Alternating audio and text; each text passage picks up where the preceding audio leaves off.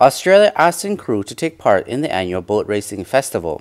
According to Australian Ambassador John Williams, participating in the annual boat racing festival is a highly appropriated and fun way to celebrate the 40th anniversary of Australia-ASEAN ties in Laos.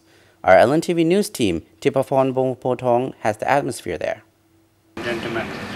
As a local initiative in the Lao PDR to help commemorate the 40th anniversary of ASEAN-Australia relations, the Australian Embassy in Vientiane is assembling a multi-country crew to compete in the annual boat racing festival on 9th October.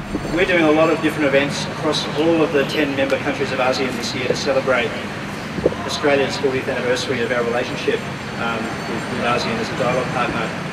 Representatives from the Australian and ASEAN Embassies in Vientiane, the Ministry of Foreign Affairs, ASEAN Directorate and the Mekong River Commission, known as MRC, will race under the tutelage of experienced Sikhaytha village oarsmen.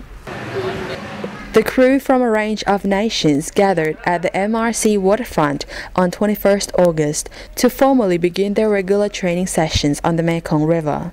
The crew will build their racing skills on heavier training boats before transitioning to Sikhaytha village's Mekong 1 racing boat in the final weeks before the festival. Today we're launching this activity. It'll be a fun thing to do. It's a really delightful thing for us to be able to be involved in the annual boat racing festival, and we're very keen to learn and really looking forward to starting training ahead of the race in October.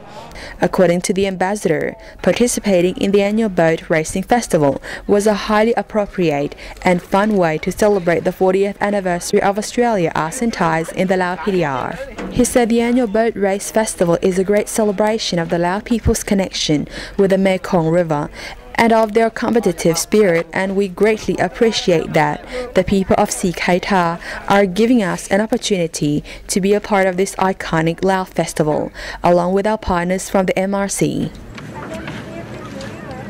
Well, I don't think any of us expect that our boat's going to be the winner, but I think our trainers from the local village will be very upset if we don't work very hard and try our best to be at least a competitive boat. So it's not for us about winning, it's about celebrating an important occasion for Australia and the region, and doing it in a way that's really appropriate here in the Lao PDR. The Mekong 1 may not be the fastest boat on the Mekong, but we have a determined crew, eager to learn and looking forward to what will be a unique opportunity for us all.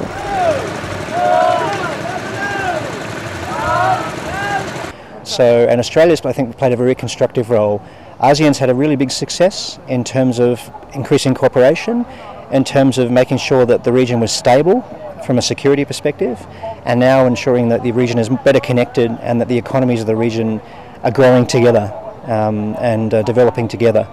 And if you look at Australia's economic trade with ASEAN, it's increased exponentially in the last 40 years, and it continues to increase.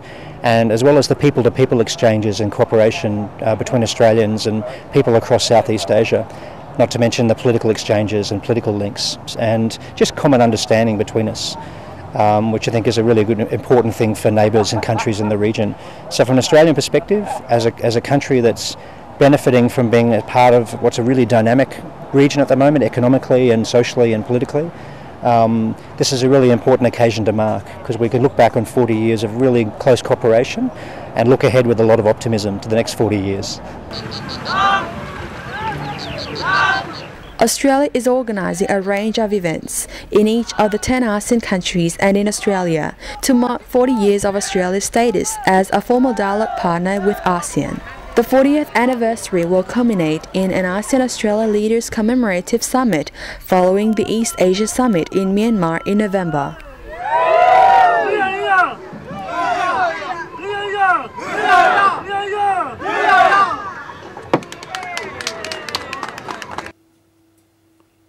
That brings us to the end of our today's news. Your comments and suggestions is always welcome in order to improve our news program.